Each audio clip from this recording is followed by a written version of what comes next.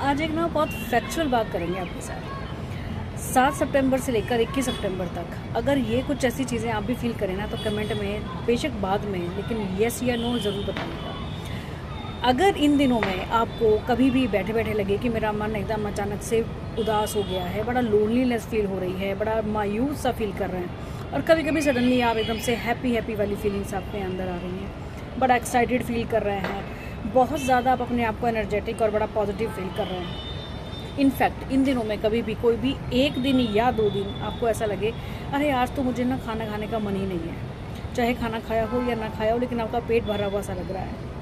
अगर ऐसा कुछ होता है ना, तो आप समझ लीजिएगा कि कहीं ना कहीं आपका श्राद्ध किया जा रहा है पास्ट लाइफ में। जो भी आप पास्ट लाइफ में थे, आपके जो भी वंशज हैं इस समय में, वो आपका श्राद्ध कर रहे हैं। ये होता है श्राद्ध पक्ष का पूरा इम्पैक्ट। बहुत से लोग एक बार बहुत सारे क्वेश्चंस आते हैं कि अरे आत्मा तो भाई जब शरीर से निकल गई तो उसने दूसरा जन्म ले लिया, तो श्राद्ध करने का क्या मतलब है। ये वो ट्रैवल है जो शायद कभी पूरी नहीं होती। आत्मा की जो यात्रा है ना, वो अनंत है, या कभी भी आत्मा मरती नहीं है। ये हमने महाभारत में भगवान श्री कृष्ण के मुख से भगवत गीता में बहुत बार सुना, और ये बिल्कुल फैक्ट बात है। केवल चेंजेस होते हैं, लाइफ चेंज होती है कपड़ों की तरह से, लेकिन जो आत्मा है ना, वो वही रहती है। अपने कुछ अंशों को, हर जन्म के अंशों को अपने साथ लेकर आगे बढ़ती रहती है। तो इस बात को ज़रूर समझ लीजिएगा कि श्राद्ध पक्ष क्यों इम्पोर्टेंट है, क्यों हमें दान करना चाहिए, या कौवा, कुत्ता, गाय, चींटी, इन सब चीज़ों, इन सभी जीवों को खाना देना चाहिए। इनके माध्यम से आत्मा तक हम पहुंचाने का काम करता है। और जो भी पूजाएं होती हैं, जिनकी कुंडलियों में पितृदोष होते हैं ना, वो एक बार इस पूजा को ज़रूर करें, जिसको हम नारायणी के नाम से भी जानते हैं, पितृ पूजा के नाम से जानते हैं। बहुत इंपॉर्टेंट होती है। इवन जिसकी भी लाइफ में बहुत ज़्यादा स्ट्रगल या डिले होते हैं ना, उसको तो एक बार ये पूजा ज़रूर करानी चाहिए। चलो, अपार्ट फ्रॉम दिस पूजा, इस बात को ज़रूर समझिएगा कि जब भी हम कुछ और बड़ा कुछ ना कर पाएँ, श्राद्ध पक्ष में मैंने आपको बहुत सारे पहले वीडियोस दिए हैं कि ये कम से कम काम आप ज़रूर करना।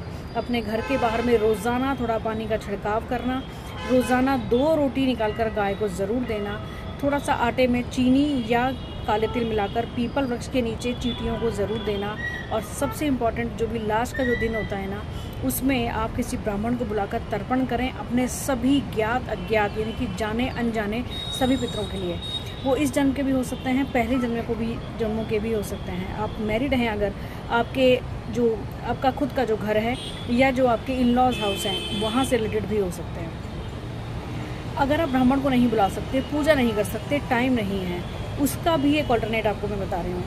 आपको क्या करना चाहिए, अपने घर में ना एक छोटा बाउल ले लें, और साथ में दूसरा कोई भी बर्तन, परात, कोई और बाउल ले लें। एक बाउल के अंदर आपको थोड़ा सा दूध, उसमें थोड़ा पानी या गंगा जल मिलाएं, और साथ में काले तिल उसमें ज़रूर मिला दें।